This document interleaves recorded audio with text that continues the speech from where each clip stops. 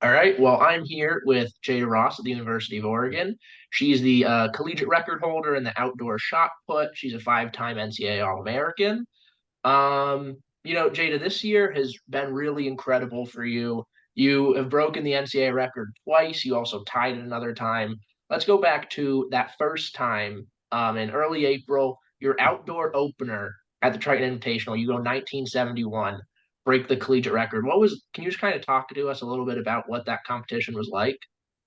Yeah. Triton's one of my favorite meets to go to. This is my second year in a row that I had two big PRs for both events. So the atmosphere is great. There's a lot of good throwers that come there. So always love that. And then throws wise, I just felt good. That big throw happened. And then I knew it was a PR, but I wasn't expecting a 19 high throw. So that felt really good. Um, And yeah, I think I was just on that day, and he said the 1971, and I was shocked. No, I was not expecting that. Yeah, I'd been wanting to throw 19 for a while, so to start at 1971 is a good way to start. Yeah, so that was you had thrown a PB indoors at 1884, but even this was almost a full meter farther than that. So Yeah. you said you weren't really expecting at all something that big, at least this early in the season. Not at all. No. I was hoping for 19 meters, and when he read that, I remember just screaming. I was just, whoa, 1970. So it was a happy day. Lots of smiles, lots of laughs. Moving into this outdoor season after the really good indoor season you had, this being, your last year as a senior, was the collegiate record something that you and Coach Blutrick had talked about at all moving into the outdoor season, or was it really kind of as much as a surprise for you as it might have been for people on the outside looking in? Yeah, we didn't really discuss it. I definitely heard him mention it, maybe a couple times, but we hadn't discussed it, me and him. So it was a nice little addition to a good PR. I remember even when I threw it, and he said, "Oh, let's keep the mark because that's a collegiate record," and I did that didn't even register at the time. So, yeah, it was a nice little surprise for me at least. I'm sure it was on Coach Blue's radar, but yeah, it was a nice little addition to a PR. Was getting the collegiate record at all a little bit sweeter for you since you were in the meet at 2022 Nationals where Adelaide set that record? Yeah, I think that's kind of what it made me think of too. I remember firsthand seeing that her first throw the collegiate record. So that was amazing. And then after the meet, Adelaide reached out to me, said congrats and everything. So it was a cool little day for me. Yeah. And so now we'll kind of move to regionals last week, where you became Mhm. the first woman in collegiate history to break the 20-meter barrier, throwing 20:01. And, regionals is a meet where sometimes you don't necessarily see big throws because you only have three throws to kind of get into a rhythm. Can you kind of talk us through your second throw, that 20:01 in particular? Can you just kind of tell us what about that throw felt different from maybe either of your 1971s you've had? Yeah, I think what the biggest difference was is we kind of lightened the weight room that week. So I had a little more legs in me. And then my technique is just fine tuning at this point. So we're kind of in that part of the season where we're not adding anything, we're just kind of perfecting little things. So I'm feeling more confident in the ring. Uh, I felt good that day, very explosive that day. So that first throw that I had at regionals was a little shaky. I was a little nervous. I let the nerves get me, but my second throw, I kind of just let loose and I just went for it really. So I think the difference between the 1971 and the 20, I think maybe just better rhythm and timing, but for the most part, I just had more legs in me, I think is what it was. Did you know as it was getting out of your hand, did you know it was going to be that big? Again, I knew it was going to be a PR. Wasn't expecting 20 on a regional day, but I'll take it. I'm happy with it. But yeah, it felt like a PR.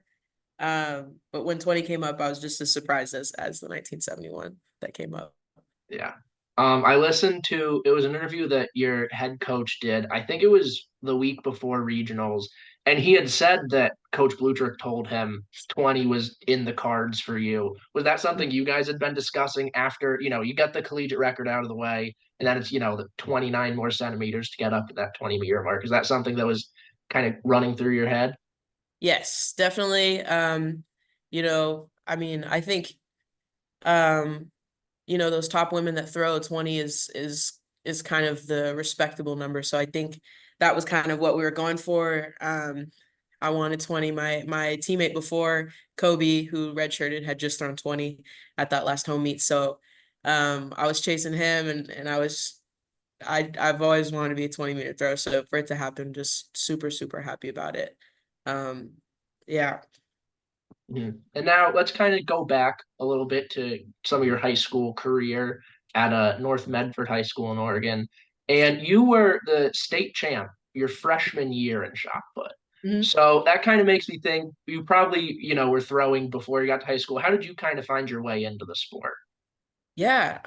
So my childhood, I was a soccer player, played soccer my whole life. And so then you kind of got into basketball, and in middle school, my basketball coach was the head coach for my high school track team.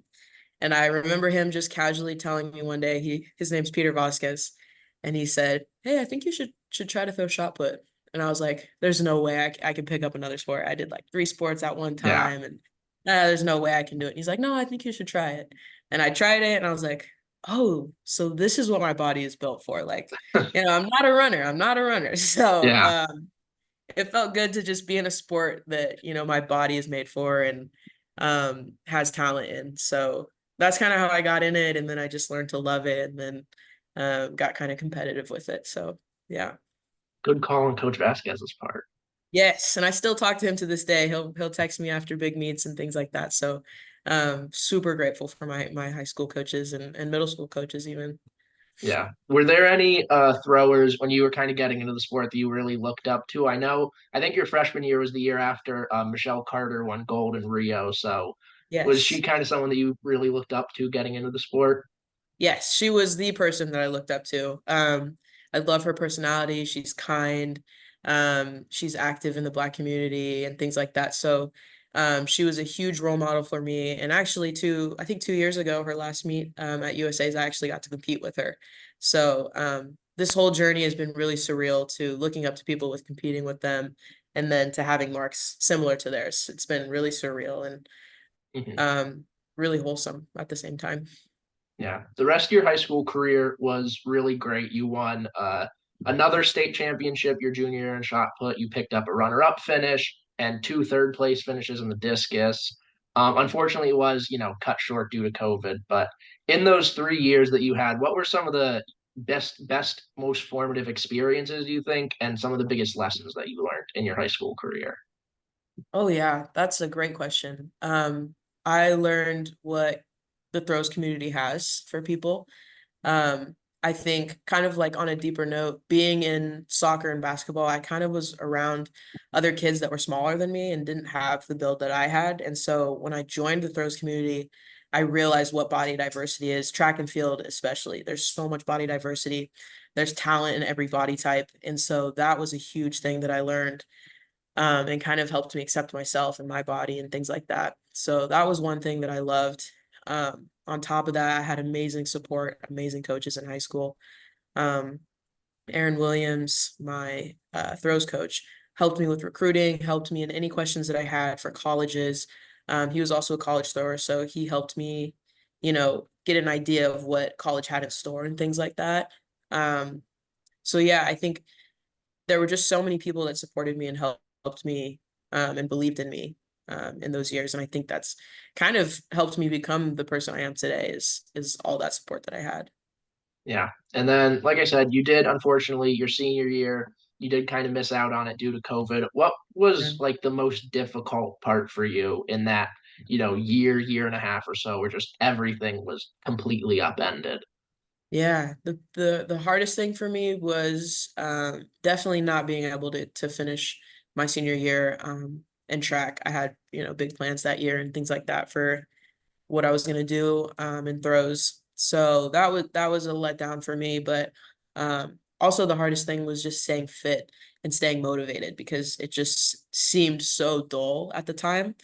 Um, I like People were only allowed out of the house for food and things like that. Yeah. So it was just hard to stay motivated, and kind of keep up with training and things like that while the future just looked like we weren't going to be able to compete anytime soon.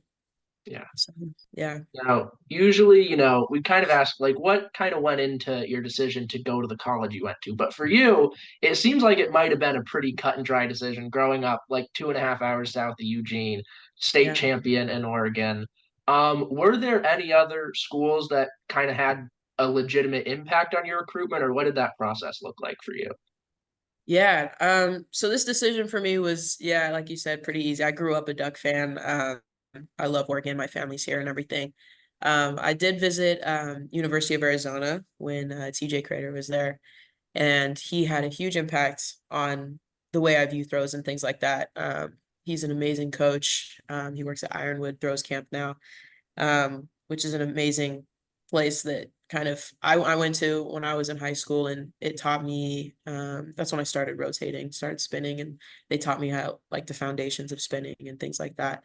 So that had a huge impact on me. You kind of just getting into the college life. And I look up to him now. So the people I met along the way, along the visits and things like that, I still talk to, and I still see my competitors out there that I went on visits with, and they were my hosts and things like that. So um, yeah, that's been great. It's been amazing. Awesome. Your first 2 years at Oregon were really good. You picked up a couple of All-American appearances. You went to USA's your sophomore year for shot put, but it feels like ever since Coach Blutrick got to Oregon, in between your sophomore and junior years, that's really where you kind of taken off. And he's kind of like the shot put whisperer. He's got like five of Yeah. the 10 best women in collegiate history. What would you say for you personally are some of the biggest things that kind of you've learned in your now little over a year and a half working with Coach Blue? Well, that's a hard question because I have learned a lot from that man. He is a throws genius. So I've learned about technique, I've learned about repetitions, I've learned about the importance of the weight room, I've learned about different fitness aspects. And then on top of all the physical things, he's helped me a lot with different mental challenges that I've had during competing. Um, and things like that. I think one thing that I'll mention is I came in like my freshman sophomore year was more about I would go into meets with the mindset of, okay, I'm gonna do the best that I can today, and that's enough for me to be happy. This is the best I can do today. And I think now my mindset it's kind of changed a little bit to, oh, winning is important to me. So I think that's where my competitiveness comes in now. And I've learned to kind of care more about winning. Um, not more than anything else, but I just to care about winning because I don't think I really put an emphasis on that. But now I think that competitive aspect of me has kind of rose up a little bit, and I think Blue helped a lot with that. Yeah. And then with Coach Blutrick coming last year, you also got to be teammates with Yorinda Van Klinken, who's one of Mhm. the best double throwers in collegiate history. Yeah, How beneficial was it for you, as you're still kind of coming into your own as a thrower, to not necessarily have to wait for like Pac-12s or regionals or NCAAs to have really elite competition because you have kind of elite competition with you every day in practice? yeah.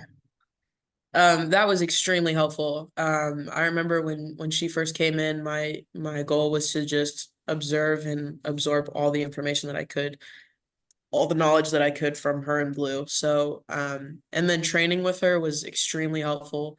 I got to see um, the way that she implemented the technique, the different views that her and Blue have, like the different ways you could say the same thing. And then on top of that, she's a great friend. So, yeah, I'm super grateful to have had her as a teammate, and I'll see her around Hayward sometimes. She was just here for a little bit Yeah. for the Diamond League meet. So, super grateful for her, and she's doing amazing things. So it's going well. Yeah, she posted something on Instagram a week or two ago that I thought was really interesting. I mean, we've talked mostly about shot put, but you're also a phenomenal discus thrower, a hair under 60 meters this year. And she kind of talked about how doing that double can be obviously really hard sometimes. And I feel Hmm. like from an outside perspective, it just looks like, the movements in rotational shot and then in discus it seems like, from an outside perspective, they look pretty similar. So it's Yeah. hard for kind of us to imagine why they could actually be so different. Could you kind of Yeah. just speak about your experience with trying to perfect both of those techniques at the same time? Yeah. So I'm naturally a shot putter, which means my finish, I like to jump, get as tall and as high as I can, and extend as high as I can, to get some lift. And that works in the shot technique, but for discus, you're not supposed to jump and you're supposed to stay down and long and out, which I naturally do not do. So that's what Urin is kind of talking about a little bit is the more you learn the discus technique, the it kind of hurts shot because now you're not jumping in shot. So it's kind of like a teeter-totter of which one you're good at and things like that. But for me personally, my biggest issue is in the discus, I like to jump, which I just get too much lift on my disc and it doesn't get that nice flight out. Um, so that's what I struggle with in the discus, and then coming from like disc to shot practice, sometimes I'm not getting enough up or I'm not doing the technique right because I'm doing a discus technique in the shot ring. So it's just kind of it gets confusing sometimes because the difference between shot and disc is shot is up and disc is out. So when you mix those two up, it's just the technique doesn't go as well. So like after practice, you'll see me after a disc practice, you'll see me end my practice with shot drills just to get that out of my head for the next day. And after shot practice, I'll do some disc drills to get the shot out of my head for the next day. So um, it's just kind of a fine balance of perfecting each technique and not mixing them together. Yeah. So you've gotten better, each year you've been in Oregon, which is kind of to be expected. But this year, your personal best at the end of 2023 was 18:49. Now it's over 20 meters, which is just Yeah. ridiculous. Yeah. What if you kind of had to pinpoint one thing that you could really attribute a majority of that improvement to, more than just what we would naturally see? What would you kind of say that is in your mind? I think one of the biggest things is that I am healthy this year. I struggled with some back injuries last year, couldn't lift as heavy as I wanted to, couldn't move as well as I wanted to. And I worked on some fitness, I worked on some rehab things, and now my back is healthy. And so I'm able to lift super heavy, travel the next day, and still be good the next day to compete, if that's what I need. And so things that kind of took a harder toll on me before aren't as bad now, just because I have that strong base aspect for my back and everything. So that's a big factor that's helped me this year. And then also I feel a little fitter and I'm definitely stronger this year, which has helped a lot, especially in the shot. Yeah. This year, with that improvement, you've kind of gone from, a contender on the national level to the woman with the three farthest throws in collegiate history. Yeah. You made the Bowerman watch list, which for anyone is a big deal, but especially for throwers because Yeah. they don't get enough love when it comes to the Bowerman. How have Yeah. you kind of been handling that, added pressure on you going from just a contender to one of the biggest names in the country right now? Yeah, I think so I work a lot on my mental health. I was a psych undergrad and everything. So I think I take all that pressure and I just use it as more motivation, more competitiveness rather than harmful pressure. So I don't let any of this get to my head. I'm a pretty humble thrower anyways, so I don't overthink things. I don't get too deep into things. And like my success and everything. I don't let it get to my head a lot. I'm out here to compete. I'm out here to throw far, and I'm here to do that every meet. And I think the biggest thing I think of is once the meet's over, so is the mark. So as cool as my 20-meter throw was, it was a regional meet. We made it to the big meet. Now we have to compete at the big show. So I think my mindset is every meet um every meet is a way to start over, um and just compete again. So yeah. Gotcha. What does kind of the training look like for you right now? Because for you, you have to kind of peak for nationals next week, and then you have the Olympic trials 2.5 weeks after that, and then you might also have the Olympics about a month after that. So, professionals, they only have to do two peaks, but when you're looking at the way that you have your training set up right now, is it nationals is a peak, or with the fitness you're in right now, kind of just another meet on the path to trials? So yeah, I think right now the peak season will be for both nationals and trials. And then after that will be kind of a hope that we make it, a hope that that goes well and everything.